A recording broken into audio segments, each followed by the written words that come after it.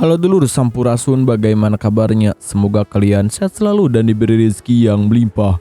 Balik lagi bersama saya Steve Dul Austin. Pada video kali ini saya akan kembali merangkum film yang berjudul Operation Mekong tahun 2016. Okelah dulur, tanpa panjang lebar lagi, kita langsung saja ke filmnya.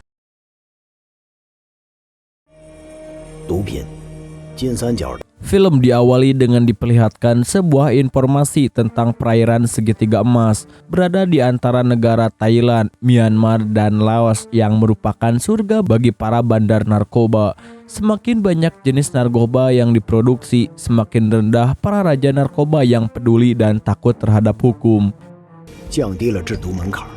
Sungai Mekong yang membentang sepanjang 4.180 km menjadi jalur emas perdagangan obat-obatan terlarang, hingga kawasan tersebut dijuluki sebagai pintu neraka selatan.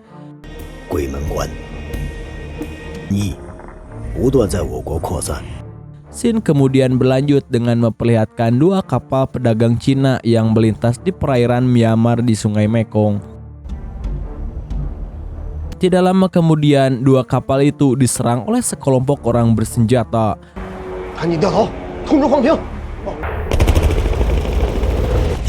Tidak lama setelah itu, pihak kepolisian Thailand mengumumkan bahwa mereka mendapat informasi dua kapal Cina itu telah dibajak dan terjadi baku tembak antara para pembajak dengan para kru kapal Cina.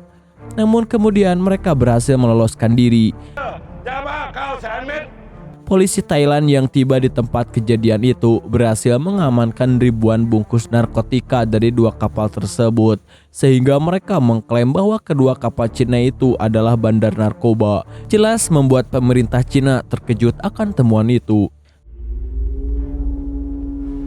2 hari setelahnya, jam 9 di Sungai Utara Thailand, para warga menemukan 13 jasad para kru kapal Cina itu yang mengapung di sekitar pemukiman penduduk dengan mata tertutup dan tangan terikat serta dipenuhi bekas lubang-lubang tembakan di tubuh mereka.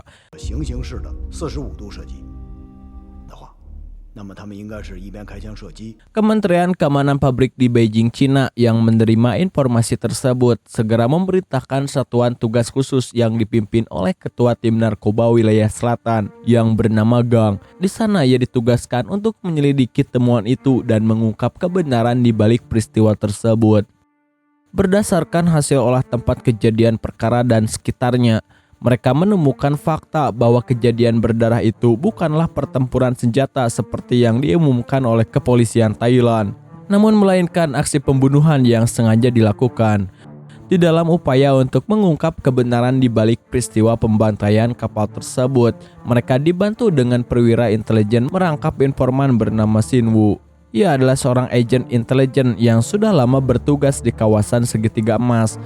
Selanjutnya, Sin Woo mengejar salah seorang pria yang diketahui terlibat dengan kejadian pembantaian di Sungai Mekong yang didapatkan berdasarkan informasi dari informan mereka di Thailand.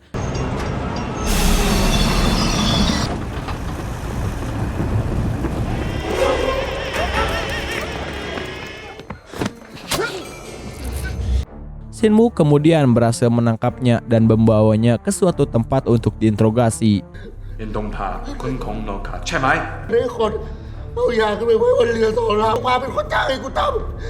Di sana dia diberitahu bahwa setelah membunuh para kru kapal, ribuan narkotika yang disita dari dua kapal Cina itu sebenarnya sengaja disimpan oleh anak buah Naukar yang merupakan seorang bandar narkoba dari Myanmar tapi disegani di Thailand karena dia dikenal bengis dan kejam di kawasan segitiga emas. Setelah mengetahui dan memastikan kebenaran tersebut, pemerintah Cina berkomitmen untuk memulihkan nama baik ke-13 kru kapal tersebut dan memberikan keadilan bagi mereka dengan mengajak pemerintah negara Laos, Myanmar, dan Thailand untuk bekerja sama menangkap dan menumpas habis komplotan Naukar yang merupakan penjahat antar negara di segitiga emas.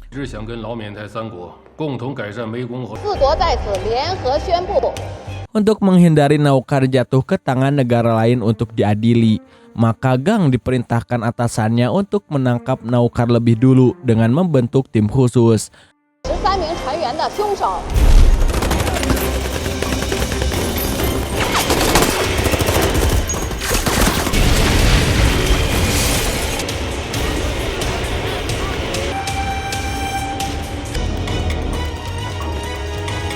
Sementara itu, Naukar dan komplotannya diberitahu oleh seorang utusan dari bosnya yang bernama Sang bahwa 4 negara kini telah bersatu untuk menupas mereka. Dan bos Nakar memintanya untuk sementara waktu menghentikan aktivitas mereka.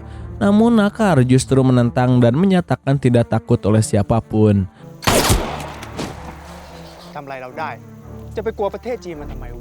Gang kemudian bertemu dengan Shinwu di suatu tempat. Di sana Shinwu memberitahu Gang tentang sepak terjang target operasi mereka. Rupanya Nakar adalah penguasa jalur distribusi narkoba yang disebut segitiga emas, yakni Thailand, Laos, dan Myanmar. Bisnisnya menjadi sangat berkembang karena selain memiliki kemampuan tempur prima, juga dilengkapi persenjataan dan dana yang kuat yang mengalir ke sejumlah oknum penegak hukum hingga pergerakan mereka sulit untuk ditumpas. 生意交易，翁上行动组织。手下严多帕现在就被普查关的是3不管地带，犯罪的天堂，加上贪污腐败严重，由于地理原因执法困难。 Mereka lalu membentuk tim dan mulai memetakan strategi serta target operasi mereka. Operasi pertama dilakukan di sebuah tempat perjudian. Targetnya adalah membebaskan seorang pria yang merupakan salah satu penguasa narkotika terbesar di wilayah itu yang merupakan saingan Nakar, yang saat ini ditawan oleh kelompok Nakar berdasarkan informasi informan mereka. Dengan mendapatkan tawanan itu, mereka berharap dapat mengumpulkan banyak informasi mengenai keberadaan Nakar. Dibantu dengan anjing pelacak, operasi penyelamatan pun dimulai.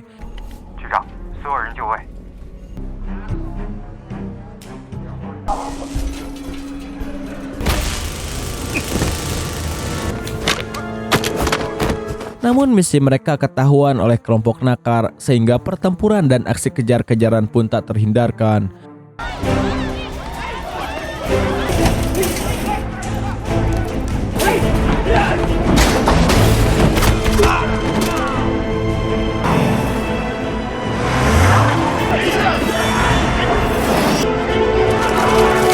Pada akhirnya rencana mereka untuk mendapatkan informasi terkait keberadaan Nakar gagal karena tawanan yang mereka selamatkan tewas setelah aksi kejar-kejaran tersebut, sehingga informasi keberadaan Nakar pun menjadi belum diketahui.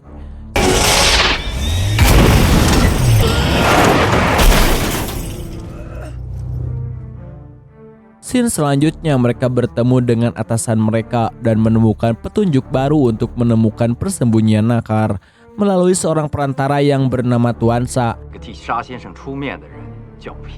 Sa adalah orang kepercayaan Nakar dalam pembelian bahan dasar pembuatan narkotika dalam jumlah besar.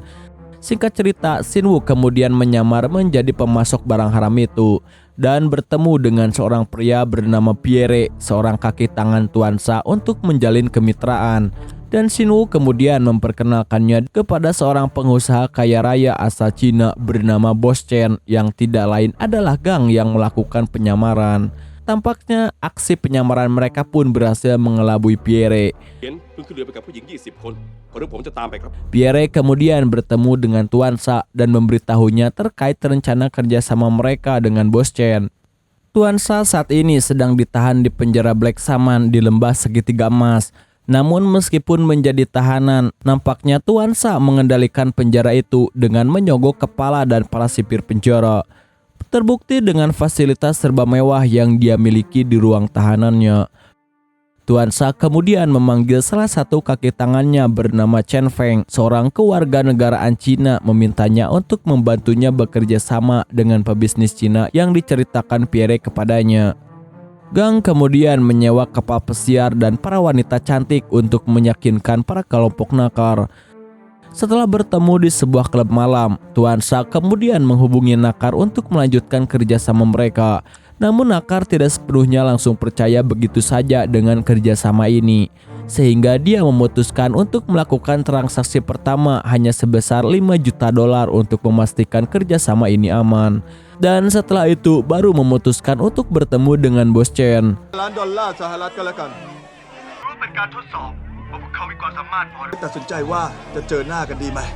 Transaksi pun dimulai pada 2 tempat terpisah. Pertemuan dilakukan di sebuah pusat perbelanjaan di Thailand dan untuk transaksi pertukaran barang dilakukan di sebuah tempat di Myanmar. Gang menyusun strategi dan menempatkan timnya sesuai perannya masing-masing di dua lokasi tersebut. Rupanya uang transaksi telah dipasangi pelacak GPS oleh tim Gang untuk melacak keberadaan kelompok nakar. Pada operasi kedua ini, 3 target kaki kanan nakar pun hadir termasuk anak nakar bernama Naku.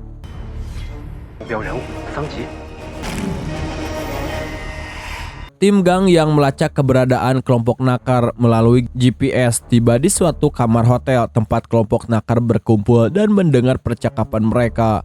Namun keberadaannya diketahui oleh salah satu anak buahnya nakar, sehingga membuat kaki tangan nakar berusaha untuk meloloskan diri.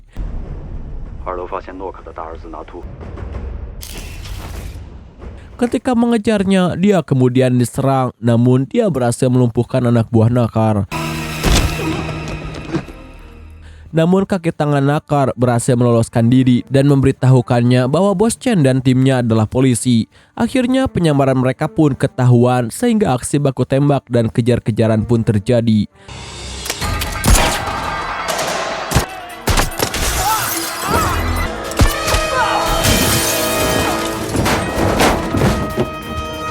Tidak lama pihak kepolisian Thailand pun datang dan tim Gang pun terpaksa harus pergi untuk meloloskan diri. Pada operasi kedua ini, tim Gang hanya berhasil menangkap 1 kaki tangan nakar, sementara putra nakar dan Chen Feng diamankan oleh pihak kepolisian Thailand.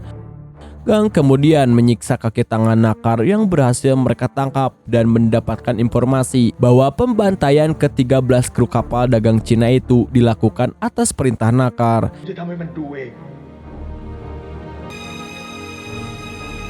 Di tempat terpisah, Pisom yang merupakan utusan dari bos nakar meminta nakar untuk segera meninggalkan segitiga emas atas perintah bosnya.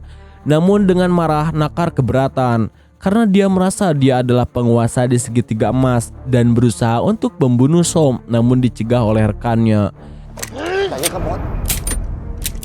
Singkat cerita, scene kemudian berlanjut pada pengejaran anak nakar dan Cheng Peng yang berhasil meloloskan diri dari ruang tahanan kepolisian Thailand. Pada aksi pengejaran itu, mereka berhasil menangkap Naku dan Cheng Peng.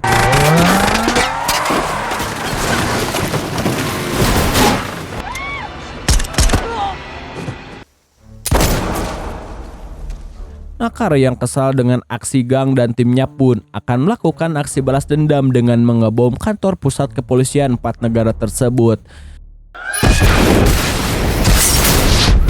Serangan bom itu mengakibatkan atasan geng terluka parah dan dirawat di rumah sakit. Mereka yang menjenguknya memberitahu bahwa anak nakar sudah mereka amankan dan memberitahu lokasi keberadaan nakar saat ini. Geng kemudian diperintahkan untuk segera bertindak, memimpin tim untuk menyerang langsung ke markas nakar di pedalaman hutan belantara segitiga emas dan menangkapnya dalam keadaan hidup-hidup untuk diadili oleh pemerintah Cina.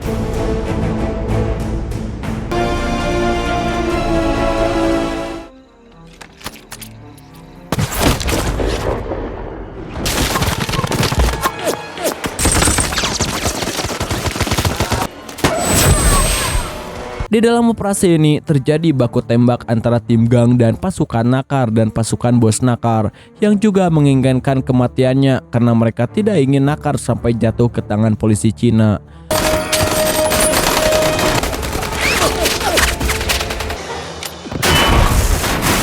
Penyerangan itu dimenangkan oleh tim Gang pada November 2012.